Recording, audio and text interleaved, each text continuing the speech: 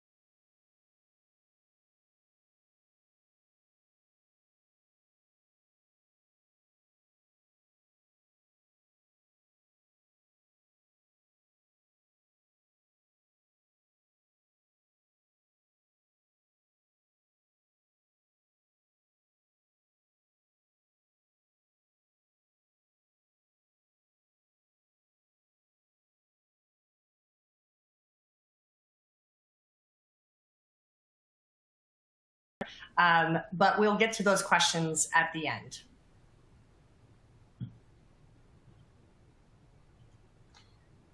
So today we'll cover the following key topics. We will first learn about Forrester's latest research on B2B buyer trends and the current marketing landscape that we're all navigating. We'll hear from Bombora and Fivetran how intent data can fuel your precision demand marketing efforts, and what we believe are the core elements of precision demand marketing. And finally, Fivetran will share more detail about their path to precision.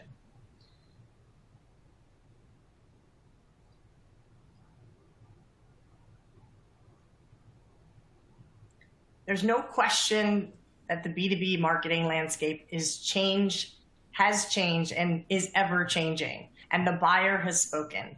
A recent study stated that only 17% of the buying process is spent now engaging with sales. And Malachi will share further Forrester data about continued shifting buyer roles. And while this new era of marketing is marked by continued disruption, unprecedented digital acceleration, and increasingly consumerized buyers, the opportunity for marketing is now. If we consider that marketing now influences almost 80% of the sales cycle, it's our job to make the right brand connection with our buyers in the channels that they want to interact with us in. So when they're ready to talk to sales, they already know us, not to mention providing a delightful, differentiated brand buying experience on their journey. Today's Forrester data will show that the most successful B2B organizations are stretching beyond traditional ABM strategies and deploying a precision demand marketing approach that enables predictable, impactful, and repeatable results. The buyer has changed, and as go-to-market teams, we need to change along with them. Malachi, thank you for sharing the trends to help us become more and more buyer-centric. Absolutely. And there's a lot of data that I'm going to be sharing today, but I really just want to back up kind of what we're seeing with the current state of the market, and really what we're seeing in terms of how marketing has fundamentally changed. When we think about lead-based marketing and what actually is happening today, whether you call it demand or ABM or anything else, fundamentally, we found that when we did a survey in 2019, 34% of respondents were telling us they were making independent business decisions. Today, that number's dropped to 18 or 17%, and 84-ish% of the buying process is now done by a committee of 4 or more. So when people are thinking about how they need to make purchasing decisions, they're not doing it independently. They're doing it interactively with a group of peers. And so fundamentally, a lead that comes in that fills out a form on the website, or someone who attends an event, is just a signal, a type of intent signal, which we'll be talking about quite a bit, that a broader buying group will be coming together to make this purchasing decision. The other thing that's really interesting is that we're also finding that in 2019, 48% of respondents were saying that they were the decision maker in the process. Today, that number's jumped to 60%. So when we look at the role of the members of that buying group, ratifier, user, champion, influencer, decision maker, we're finding more and more that it doesn't matter who they are. They feel more empowered to have influence over the decision that's going to be made. And so when we think about how we as marketers engage with those buying group members, being able to know when they're in market, being able to know, are they a good fit, all of the signals that we can combine, we then need to layer in that persona data and really understand that although their persona may say that they're an influencer, maybe we should start treating them a little bit more like a decision maker who has influence over those types of opportunities and decision-making processes. No question, with all of these buyer role changes that we need to pivot, Lauren, how are you optimizing your marketing to speak to the buyer and the buying committee? Yeah, so the complexity of a buying committee and the complexity of how a user interacts with the product is definitely something we're not new to at Fivetran.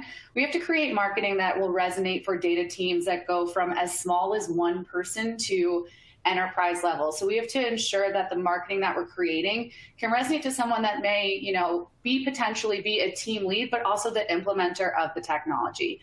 So we want to ensure that all the content that we're putting out really speaks to the specific value, not only to the individual, but how our product can really apply to a team and the benefits that the whole business and account can really resonate with.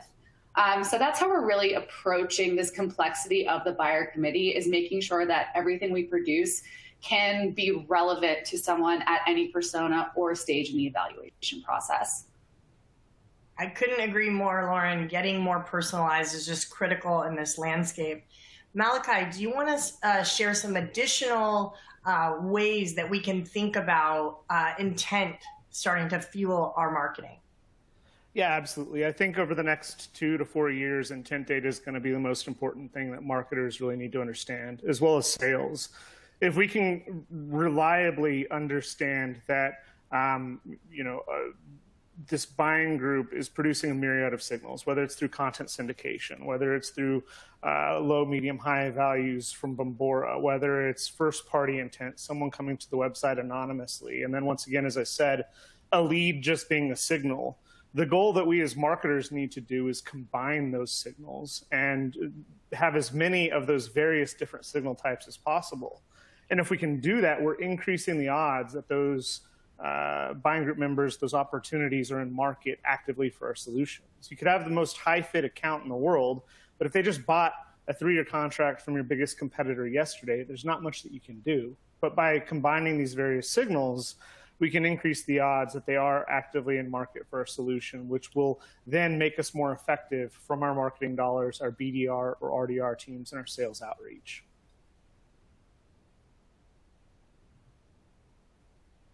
So tell us a little bit more about the personal versus self-guided interactions that you're seeing, Malachi. Yeah, absolutely. So we talked about it before, that what we're finding is that as we evolve to the buying group, we're also seeing some information, I'll be sharing more data on this as well, is that while the buying group continues to grow, the buying process is becoming more self-guided. And when we think about the number of interactions that people are having, we're seeing a massive increase in volume, not just in the earlier stages, education, solution selection, but we're also seeing as we're going through that buying process, what the buyer actually wants. And they want to be able to edify themselves. They want to be able to engage with assets in a meaningful way, much more than they ever have before. And so when we say self-guided, we're thinking things like online or offline interaction or consumption of content, tools, or information. And then obviously, personal interactions include peer-to-peer, but they also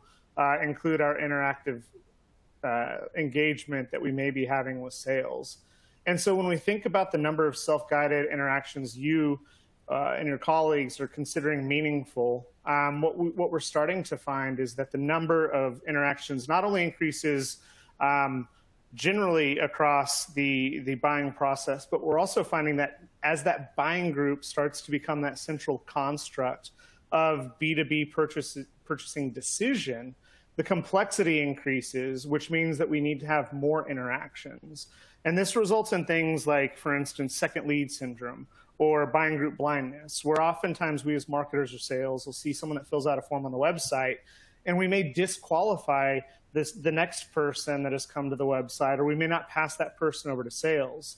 The reality is that maybe we have one person come in and maybe we need to go source the rest of those contacts, those personas that would likely be members of that buying group, and actively put them in campaigns, give them to our RDRs so that we can increase that number of interactions to provide a meaningful outcome that is positive for the business.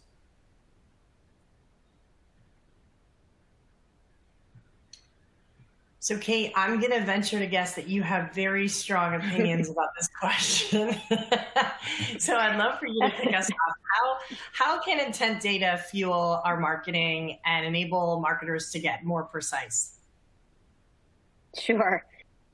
So Malachi explained a lot of that, and those slides that he showed really are, this is why you need data, because so much of that research activity and so much of the education is being done by people on their own, a lot more digitally lately, a lot less reliant on the sales conversation.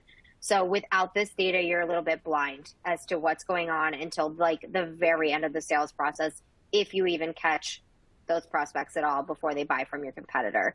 So intent data is really useful for two things here. The first one is knowing which accounts are ready to talk to sales or close to ready to talk to sales, or at least ready to be part of your marketing campaigns. So the ones that are doing research, the ones that we consider in market, which is typically about 15% of your target account list is in market at any given time. So having that competitive advantage to be able to know who's doing the research, who's in market, and have your inside sales teams go after them, have your marketing advertising campaigns be really targeted to them with some calls to action. That's super valuable. And then the second thing is, especially for complex enterprise organizations with multiple products, Lauren kind of alluded to this, making sure you're talking about the product they care about or the pain point that they care about. So this intent data, whether it's engagement right on your website, that one's easy. They're on the product page for this product. That's probably a really strong signal. But if they're reading a white paper or content syndication elsewhere about a specific product, you can get those signals and make sure that the sales team is reaching out or that your ads are speaking to the pain point that they are specifically trying to solve, and not necessarily just like giving them the whole menu of what your business could sell them and hope that they see the right one. So that's kind of, from our perspective, really the two ways that intent data helps you get more precise and be more effective with your sales and marketing efforts. Thank you, Kate. Lauren, maybe you could talk a little bit about how you're pivoting messaging against the topics that you're seeing from an intent perspective. Yeah, absolutely. And totally agree with that. Intent data is so important at every stage of the sales funnel. Obviously, you want to make sure you're getting the right message to the right person when they're engaged in searching. But, Fivetran is and I'll talk about this a little bit more later, but, Fivetran is a very specific product. And as we all kind of feel in the B2B space, we really want to make sure that we're targeting people that have a use for our offering, kind of understand the space, and we're able to get in that funnel a little bit faster and ensure that our messaging, our marketing is going to resonate, because we're not going to be able to effectively project our message if we're talking to someone that may not even understand the space that we're talking about. So for us, we found a lot of success in utilizing intent data at the very, very top of the funnel at the actual lead creation point with content syndication, because depending on, someone's persona, whether they're, an engineer, an analyst, and what they're actually searching for, we can tailor our message and make sure that we're really speaking to the problem that that individual is trying to solve, while also talking about the overall benefits of our product. But the window of space to engage with somebody that's trying to solve the problem that we do solve is pretty small. And we want to make sure that we're speaking to them quickly, effectively, and giving them the information that they need so we can get them in the product as quickly as possible. And truly being able to pair that intent with who they are helps us get to that message faster and helps us nurture them along that early sales funnel quicker. I love this thinking, Lauren and Kate, because I think, we're marketing to humans after all. And if we can speak back to them in the way that they want to interact with us, that's what we're all after. I think the companies that I see doing this really well do two things. They surface the intel to sales to determine that in-market behavior. And then further, there's orchestration and discussion and strategy around that surround. So love this starting thinking on how to attack this. Malachi, could we talk a little bit more about the intersection of ABM and demand? Absolutely. One of the things that Kate just said really resonated with me when you think about it being about the product. And this is one of the misnomers and challenges that we have, is that ABM has become a blanket term that can mean a lot of different things to a lot of different people. With Forrester, we have what we call the demand spectrum that kind of separates everything out: one-to-one, one-to-few, one-to-many, and then traditional demand.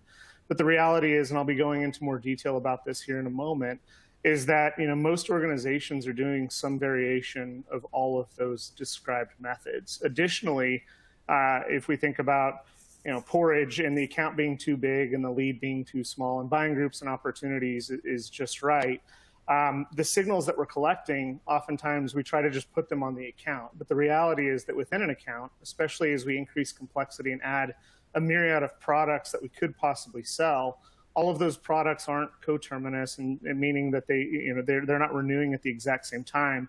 Additionally, they're going to have different buying group members. The CFO could be involved in every purchasing decision, but it could be an HR solution or an IT solution or otherwise. And so what we've found is that the blanket term that's causing a lot of this evolution is the fact that data and insights are empowering us as marketers to be more precise.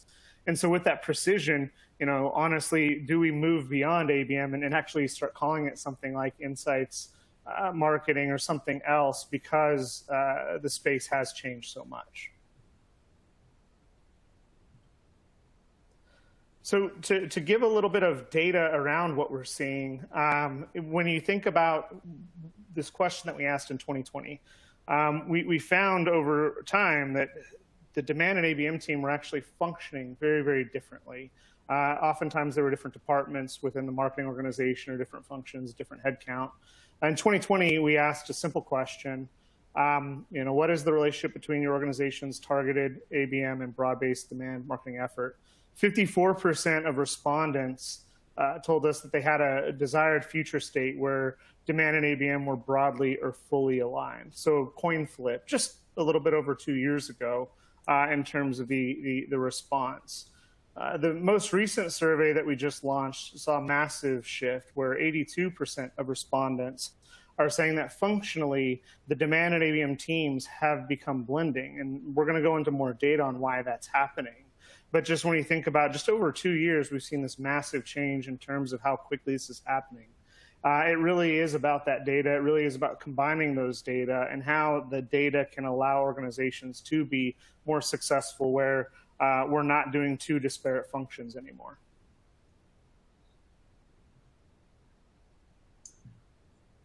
We are absolutely seeing this trend with our customer base, and I would love to get a little bit more color from you, Kate, on how you see marketing teams changing their target account strategies and demand efforts.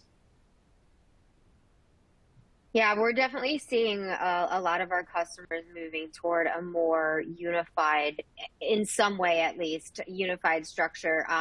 A lot of organizations either have a centralized sort of data center that is distributing intel to all the different departments, but they kind of work in the middle. We've also seen people putting their ABM team in the center, and that ABM team is really responsible for the strategy, and then they're working with all of the different organizations to deploy what you would think of as maybe traditional marketing tactics in unison with their ABM plays. So I know at Bombora, at least, we're all one. ABM, demand, and brand is all just one team that we work together. And we have different people with different specialties within there. But once a week, we're getting together to say, okay, how can the digital marketing person support the ABM team's efforts to reach our top 50 accounts, for example? Or how can we deploy a campaign around this upcoming event that reaches all of our in-market accounts?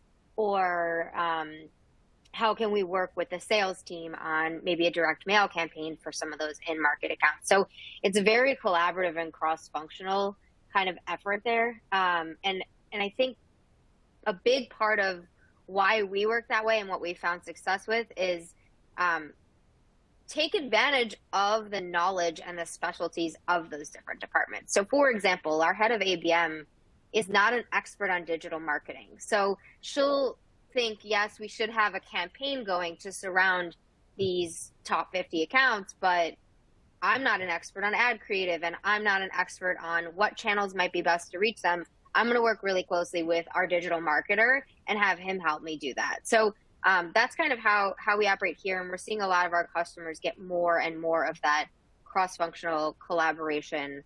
And resources are finite. So like you've got to make sure that everyone's kind of not competing and working together to reach the accounts that matter, or the people that matter.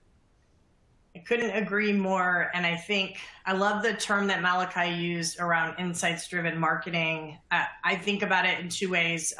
We converge these efforts as well. And even customers that maybe from a org structure may have separate expertise, as you outlined, Kate, they're still starting to think about how these efforts blend together and rethinking org structures. And I also think this is why, you oftentimes hear the CMO start to be referred to as the chief connection officer, because surfacing the data and the intel and the insights cross-departmentally, as we talked about earlier, is even more important when you're thinking about how do we surround, not only from a marketing perspective, but across inside sales and marketing, and so and sales, excuse me. So we're going to talk about that a little bit later as well. But I'd love to hear a bit more, Malachi, on this, change and convergence, if you will, of demand and ABM. Yeah, and this is really the center point, whether we start calling it precision demand or, the other myriad of terms. The functional aspects of what we're seeing are just how functionally everything has changed. And so when we look at traditionally how demand teams were set up, they focused on addressing a broad range of demand needs. And then ABM was historically focusing on, large named industry and customer accounts. The goal would be to bring in what we call, smarter demand and scalable ABM together. And so functionally, when we think about what do we actually mean by scalable demand or smarter demand and scalable ABM? Well, if we know, and Bombora has data on this, we have different examples that affirm the same thing, to say that, instead of saying, okay, we're going to go after these 1,000 accounts this year, or however many accounts we're going to go after, we can start to say we have the capacity to go after 1,000 accounts this year. And based on signals, we're going to reprioritize our outreach into those accounts. And then moving from trailing indicators to leading indicators that can actually say, okay, if our win rate is consistently X, but now we've increased engagement because intent data tells us that they're actively in market, now we're adding much more velocity to those programs. And so a lot of the stuff that historically was done one-to-one we can now start to do one to few, one to many, or even shift the entire engine to prioritize based on data. And when you think about how that becomes an important strategy, is you may always have a few strategic accounts that are so important to the business. They may have a dedicated enterprise rep, some field marketing support. That's never going to change. But then when we start to think about the opportunity cost, if we're going to manually focus on 15 accounts, but now we can use tools and data to scale that to 100 accounts, even if our total recurring revenue or our win rate drops slightly, the total volume of revenue is going to be so much more because we have those data that we're just seeing a massive swell of embracing this.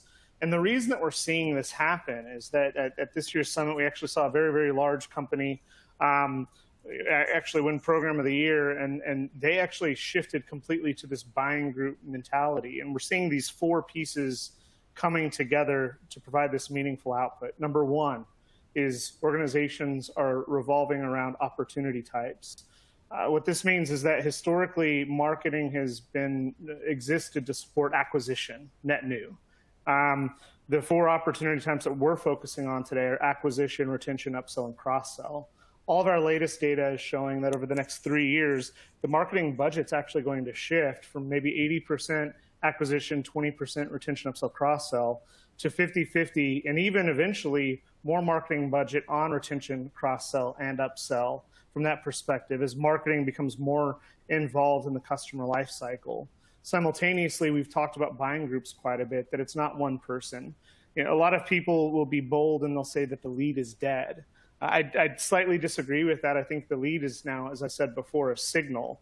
The MQL is dead, and now we need to say, okay, can we combine these buying groups together? And maybe marketing now is creating stage 0 opportunities that aren't forecastable, but now we can actually say, okay, is this a marketing qualified opportunity based on a myriad of things like fit, which is types of signals that we can add, intent data, are they in market, persona level, do we have the right group packaged together? And then have they been qualified through our RDRs for traditional BANT type things?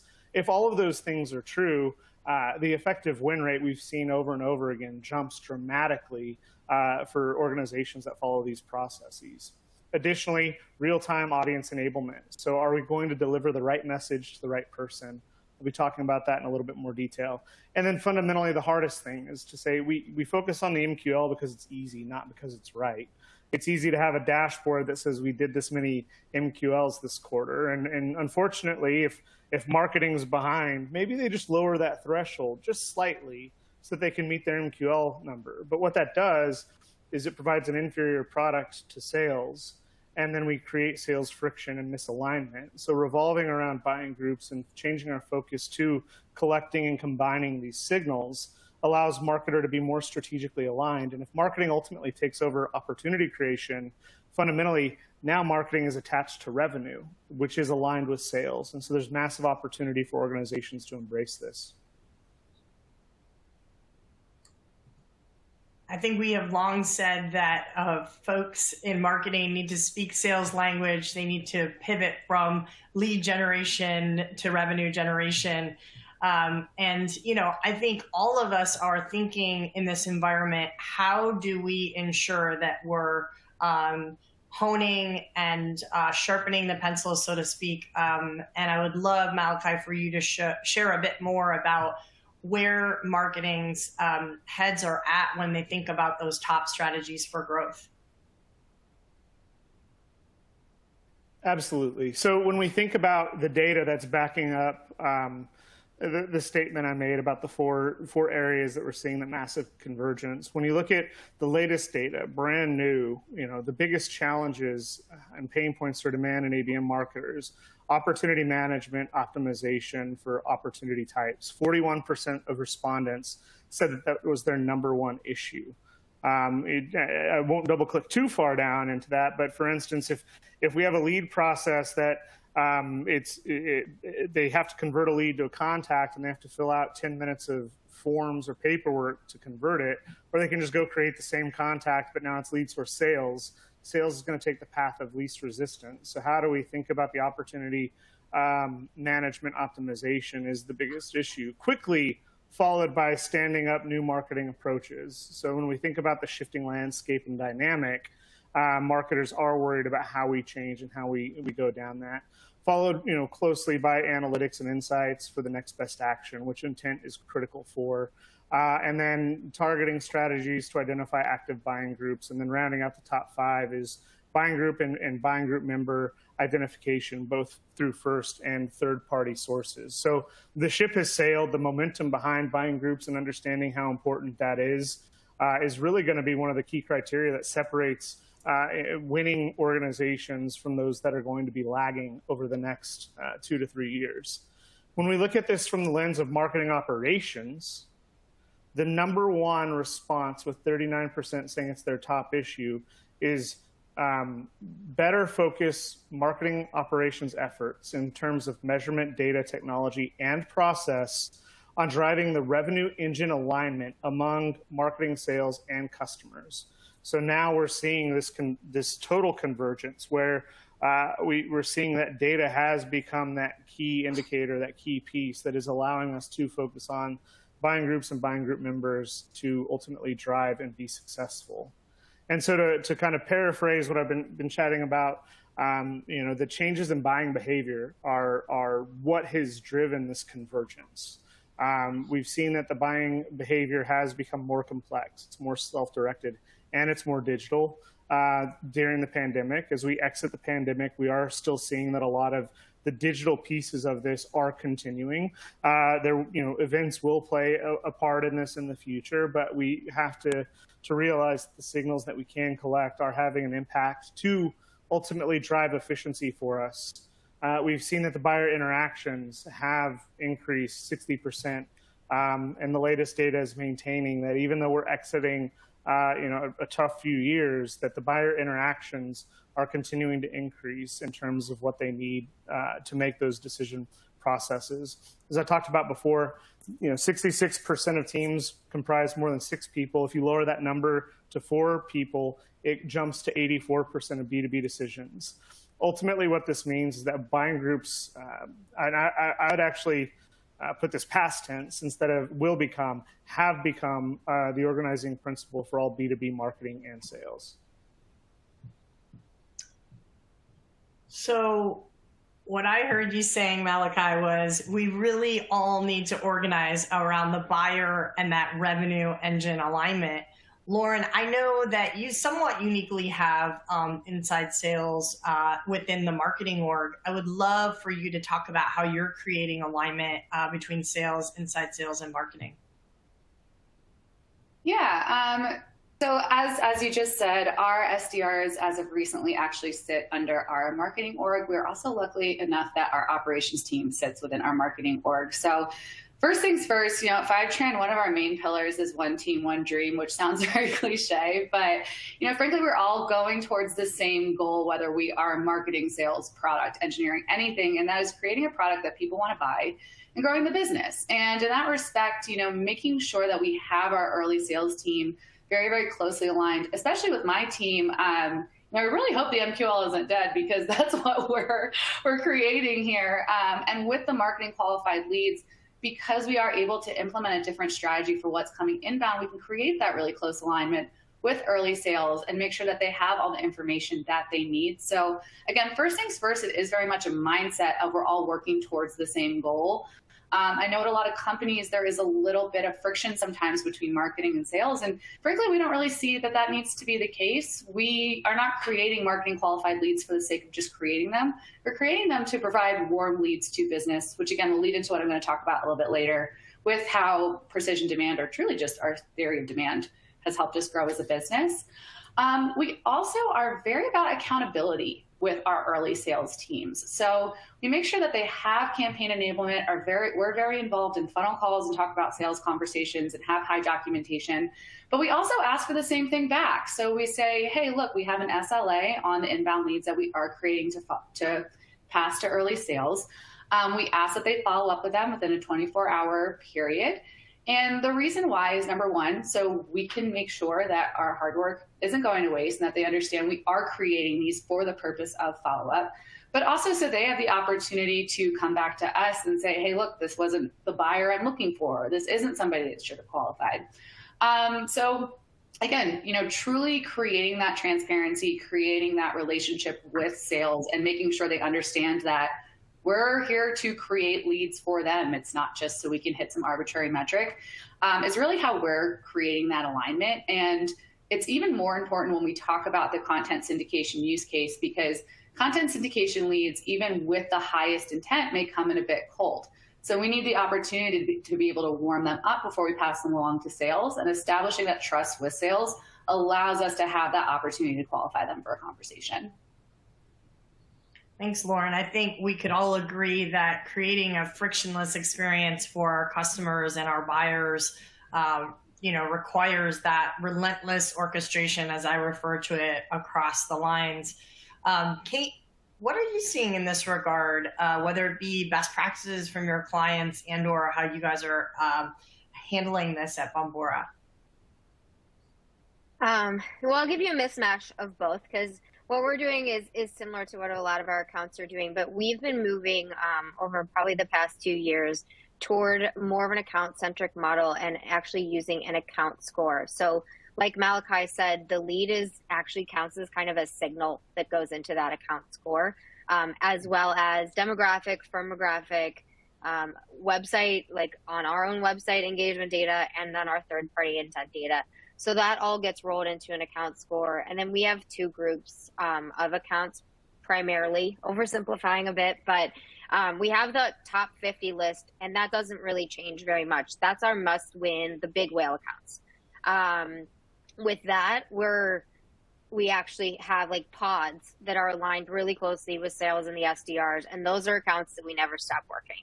And they meet weekly, and it is just, that's the one-to-few or one-to-one type of ABM efforts. And then the rest of the accounts are in our target account pool, and those get prioritized based on who's in market using that account score. So everyone across sales, marketing, and SDRs has the same report of these are the accounts that are at the top of the list with account score for this month. Sales knows that those are the ones that are going to get the advertising messaging that matches the messaging that they should be giving them based on what's kind of queued up for them in Salesforce. So we're same page in terms of which accounts to prioritize and which ones are getting that messaging. And then I guess there's kind of that third tier of accounts that sales, it's really just marketing's domain, it's not sales. And that's everybody else in our target account list, where we're giving them awareness messaging, because just because they're not in market today doesn't mean they never will be. So marketing is trying to stay top of mind and building that awareness with that group, but sales knows pretty much they don't need to mess with that pool until we say, oh, look, the account score has met the threshold where you should care. So we actually, instead of MQLs, we have automation qualified accounts, which is like an automation qualified lead, but it's an account. So same sort of idea as MQLs, where there's a scoring threshold that has to meet before a bunch of things kick off. But we do that at the account level, and we incorporate data from all across the buying committee into kind of one number. Yeah, I love this thinking, Kate, because we use a similar notion of MQA, our marketing qualified account, and utilize a score. And that, of course, is there has to be an experience behind that. And so we have mapped experiences behind that with SLAs in place across the three functions from a sales and inside sales and marketing perspective, but it is in concert with Surround. So, and I think just the other consideration, which I outlined, is thinking through, and Malachi, you talked about this earlier, thinking through that entire customer life cycle at the point at which someone becomes a customer, but having that mapped out ahead of time and having those SLAs in place is critical. So Malachi, take us through, guide us a little bit more on what you're seeing, and also, how we can start, what's happening on the technology landscape side, because so often we have seen technology be a bit disparate based on your function across marketing. So would love to hear a little bit more on what you're seeing working from a marketing alignment perspective. Absolutely. And I do want to make a comment that what I'm describing, very, very few organizations have made that final step. You can also say that even if it's a buying group of one, there are scenarios where that exists. So this is leading data around where we're headed, not where we are going. So a lot of organizations, it's not rip out the MQL immediately, you're doing it completely wrong. I did want to clarify that this is just when we look at kind of a 12 to 24 month window and how we can use the data that we have and where do we put that data to drive organizational success is really what we're thinking about. But the reason for that is that marketing and sales have to come together. They have to share information to accelerate growth. We're seeing convergence of tools, sales engagement platforms. We call it the RDR, which is a combined LDR and BDR to say if someone fills out a form on the website, why wouldn't you go and source the rest of those contacts and then outreach to all of them if they are a signal to drive success? We're seeing more and more that that RDR or BDR function is starting to sit more in marketing as marketing starts to be that combination of data, sales, data and insights to be successful. By doing this, we allow the sales rep to do what they're supposed to do, manage the relationship, be the face, and really engage with them. And so by moving a lot of these processes earlier, it drives a lot of that alignment. And so when marketing and sales teams do come together, they use signals as their prioritization from insights about these opportunities. We see higher win rates, we see better account engagement, we see generally much more success. So the goal of all of this is to say, okay, when we think about what marketing's role is, it's just surround these high propensity, meaning are they a good fit, buying groups in both digital and non-digital ways, that with relevant content, delivered in the context of who they are, their personas, what they need. Are they ready? Are they in the market for your solution? And then finally, when they're ready to engage. And I think that that's the piece that these signals are really allowing us to focus on, where historically, once again, we're picking accounts out of a hat. If it's a 3-year contract and a year sales cycle, we're going to be wrong at least 2/3 of the time. But if we can combine 2 or 3 intent signals that tell us their market, are we right 80 to 90% of the time? And by doing that, we gain that efficiency. And especially in economies and uncertainty where we're at right now, that increase in efficiency is going to drive massive success for marketers as they support sales moving forward. I couldn't agree more, because today there's only one process that matters, and that is the buyer's process. And that process must be connected, aligned, personalized, and responsive, to your point, to the buyer's chosen path. And for marketers to truly drive qualified conversations and the right opportunity mix with those buyers at scale, that's how we're going to get to. I like to say the revenue will naturally follow and become more predictable. And no question that the B2B buyers are calling the shots. They expect to engage with us in the channel of their choice at any given moment in time. We need to understand where they're at in that cycle and where they're at in the buying process. And this means that revenue teams, to some degree, with the intel behind it, need to learn to relinquish control, just leaving behind old traditional ways of a marketing separated driven approach versus a sales driven approach. And that needs to come together, because that can really inhibit our scale and speed to lead.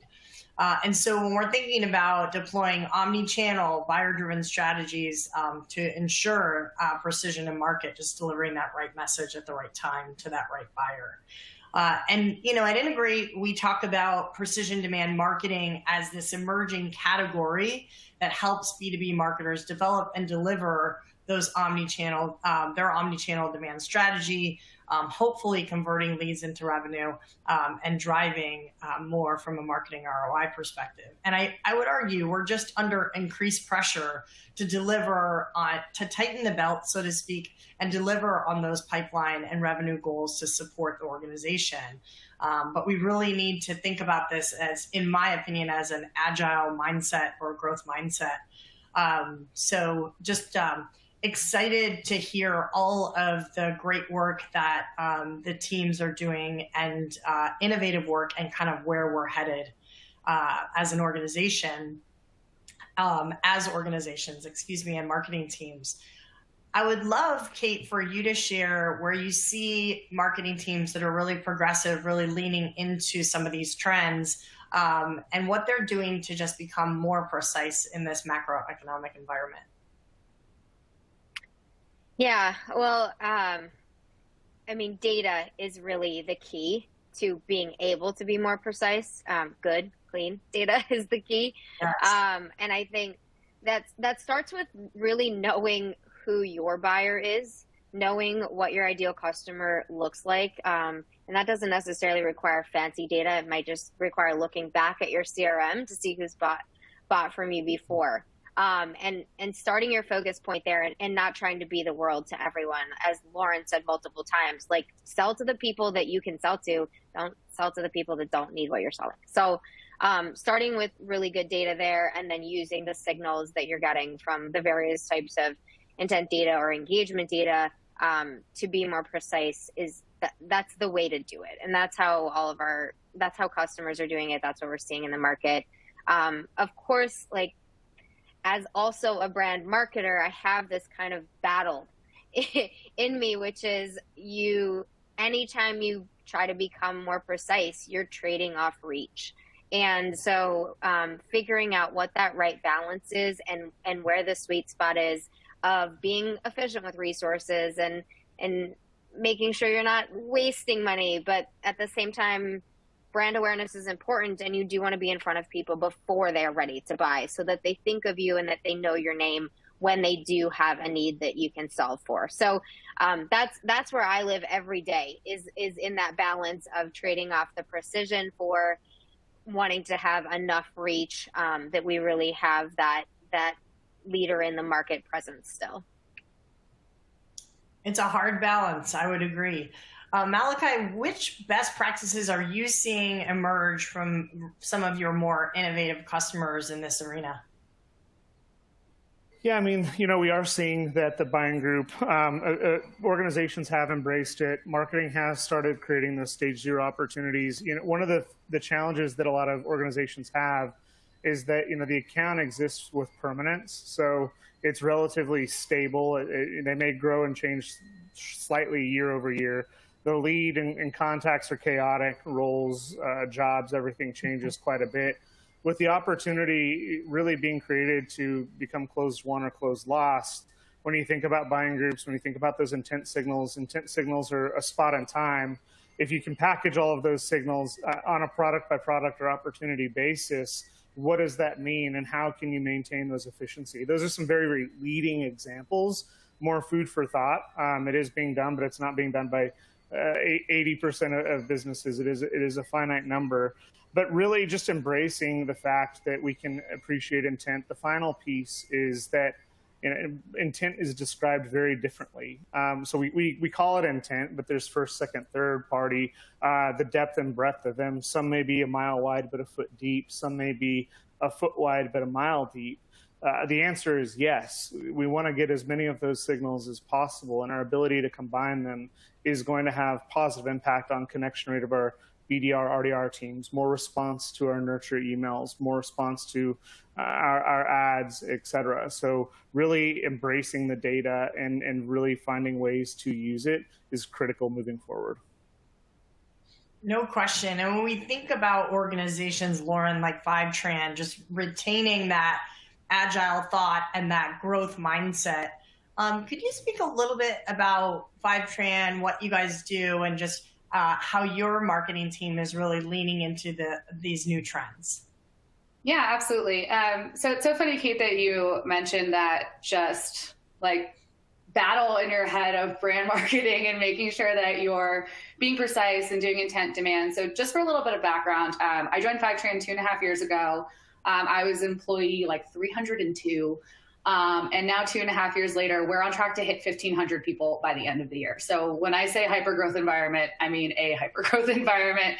There were 5 of us on the demand gen team when we started. There are about 30 of us now. So having that agile mindset and being able to kind of alter your strategy depending on where you're at as a business is extremely important. And I've been lucky enough to kind of be there throughout the entire development of our complex demand generation strategy. So going back to what I keep constantly saying when I say Fivetran isn't for everybody, what Fivetran does, and obviously, hopefully you'll humor me for a moment, if you're not as familiar with our company, we are the leader in automated data integration. What our platform does is it delivers ready-to-use connectors that ensure reliable access to data, while also automating in-warehouse transformations and programmatically managing ready-to-query schemas. Some of you that may resonate with, but I'd be willing to bet a lot of you on this call, that doesn't really mean anything to, which is okay. When we first started, we really had to have that even split between brand awareness and precision demand, where we had to obviously create MQLs, create that revenue, align with early sales, but really get our name out there. We were a true startup when I joined.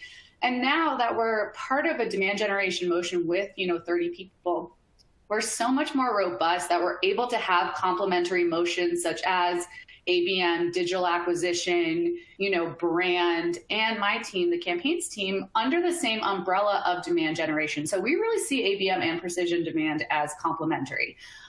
They all ultimately bubble up to that, kind of goal I talked about in the beginning of creating a complex message for the buyer and for the account that really answers the question, what can Fivetran do to solve my problem? Whether it's your individual problem or your account use case. They're both very important.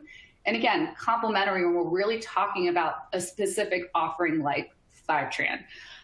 So as I said before, the success that we've found with this precision demand and aligning it very closely is that we haven't really had to sacrifice a lot of that brand in motion because of our ability to be robust and use that omnichannel strategy of social, ABM, digital acquisition, web, also emails, chats, just kind of really having a full digital landscape, ultimately bubbling up to answering that question of what problem am I solving?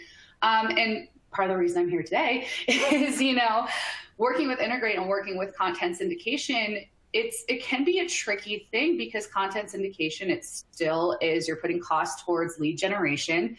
And we have to be very careful. Our database space is very precious. We have to make sure that if we want to double and be 3,000 people in 2 years, we really need to stop spinning our wheels just purely on demand or on brand and really focus in on who's going to buy us and who's going to be an advocate for us and how can we get people in the product as quickly as possible. So just, again, as a final comment with what we've seen successfully with implying that intent data coupled with that demographic data at the top of the funnel, what my team has been able to do with our key metric and our KPI being MQLs is we've been able to align our team based on solutions, partner motions and enterprise motions.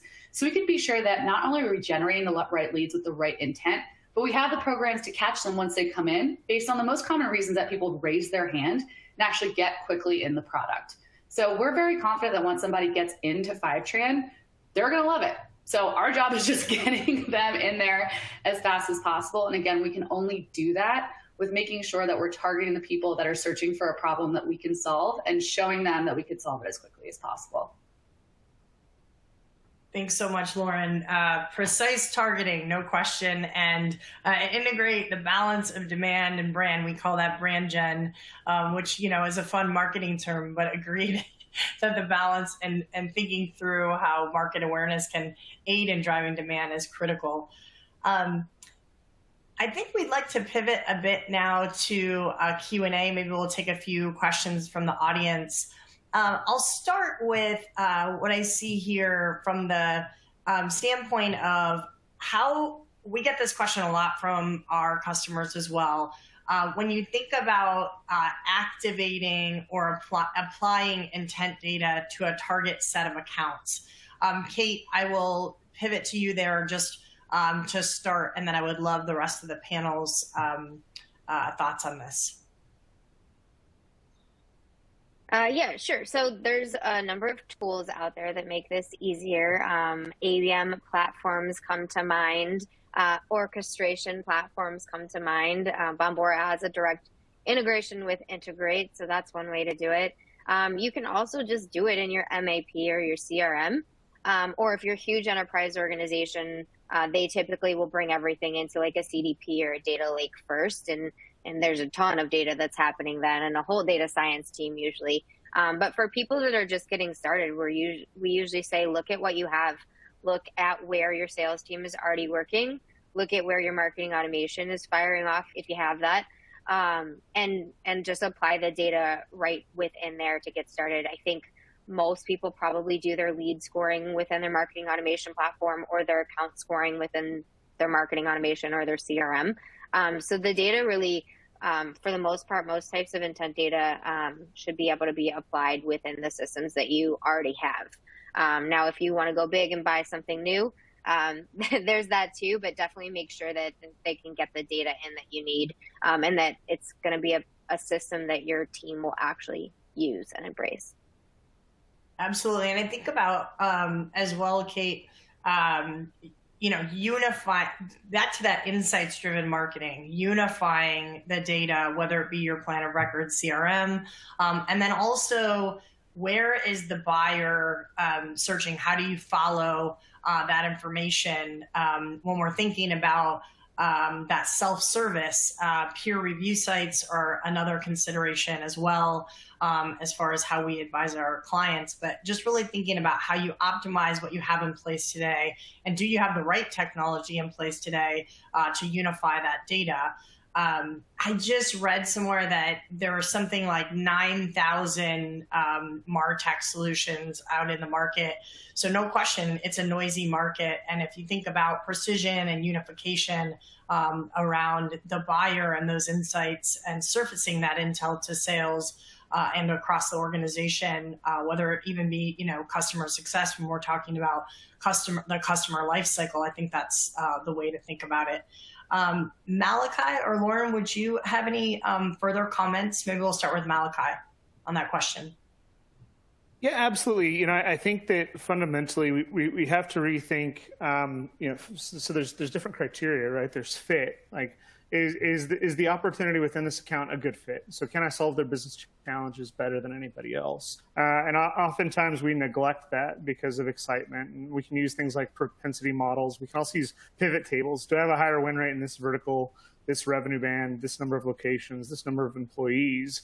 And we should really spend time segmenting that way and to say, okay, what are my high fit accounts?